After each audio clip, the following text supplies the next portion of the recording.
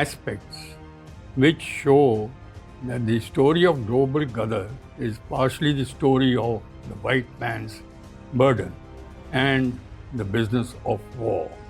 In fact, if we take all three, the Global Ghadar, the white man's burden, and the business of war, all three are still continuing even today. During our research work at Sikya Seekers, we came across the story of Ghadar, the Global Ghadar. And we found that the Global Ghadar is also the story of the white man's burden. The white man's burden, as we can see depicted in the cartoon of both Britain and United States, carrying the burden on their backs. Uncle Sam carrying the blacks and Britain carrying the browns. What is the white man's burden?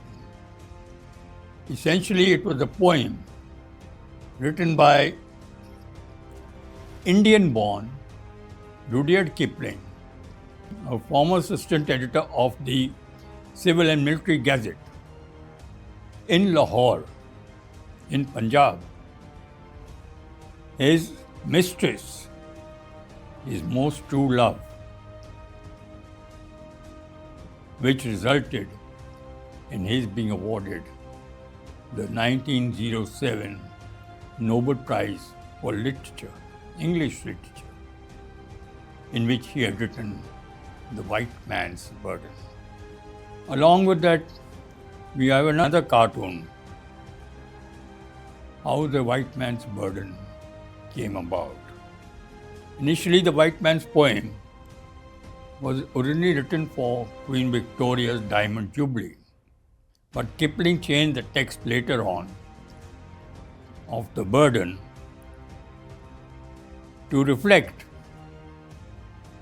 the subject of American colonization of the Philippines, recently won by the United States from Spain in the Spanish-American War. At face value, the poem appears to be a rhetorical command to white men to colonialize the other and rule over other nations for the benefit of those people.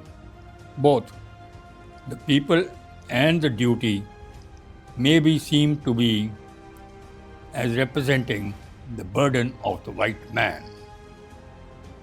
Because of its theme and title, it has become emblematic of both Eurocentric racism and of Western aspirations to dominate the developing world.